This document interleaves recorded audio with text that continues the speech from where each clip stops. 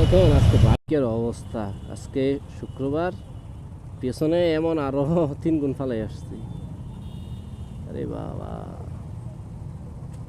আমি ভাবছিলাম hero extreme 125 আর গাড়ি উঠবে না পাহাড়ে।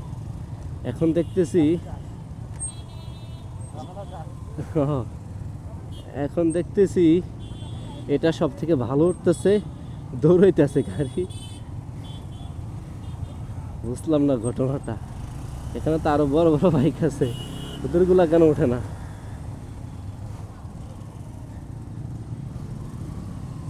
সিভিআর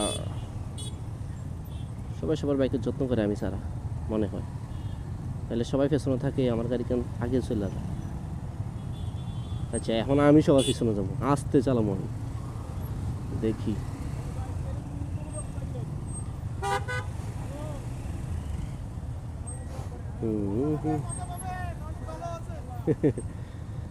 এই জিনিসগুলো আসলে ভালো লাগে যখন অচেনা মানুষ, চিনি না যায় না, তারপরে একজন আরেকজনের খোঁজখবর নিতেছে, হাই হ্যালো দিতেছে।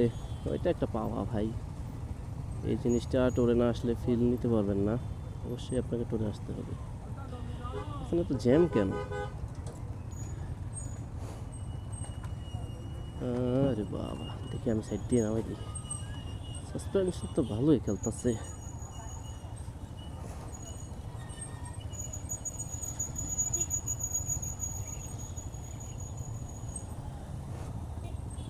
নিউট্রাল করে নামতেছি, তবে গাড়ি স্টার্ট করা।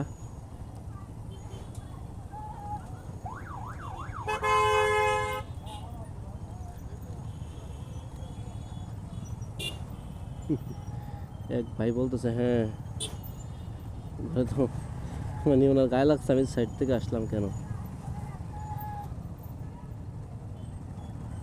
ভাই আমি তো আপনাকে ডিস্টার্ব করিনি, আমি আসতে দিলাম, আমার মতো করে আসছি। সমস্যা নাই, আমার আগে যাইয়েন, দিয়ে দিব আমি, এমনিতেই ভাই আসতে চাও।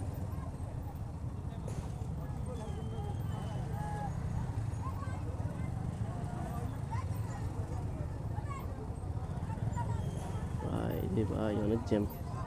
হ্যাঁ, তাজা ফলমূল আছে এখানে, পেঁপে, এগুলো আসলে খাওয়া যায়। বড় ভাইগুলো যে কই গেল, নাইলে সবাই মিলে যেগুলো খাইতাম। দেখি সামনে পাই কিনা। কল দিব, দেন খাবো একসাথে। আরে বাইরে দেখো বনিস, টাঙ্গাইল টাঙ্গাইল থেকে আসছে। বাবা, ভাইকে বসে থাকা বেশি কষ্ট, চালানো অত কষ্ট না।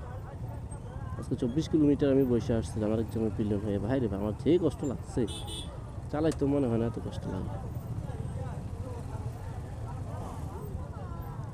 এত জ্যাম কেন এই বাজারে?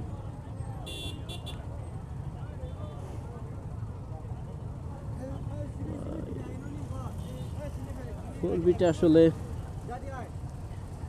ভালোই লাগে, খারাপ না।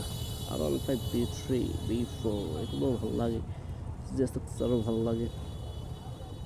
মাঝে মাঝে মন চায় সবগুলো একটা একটা কিনে আনি। গাড়ি কেন এত ভালো লাগে আমার? আচ্ছা, মেবি পুরোটা বাজারে জ্যাম, এটা তো ভিডিও করে লাভ হবে না,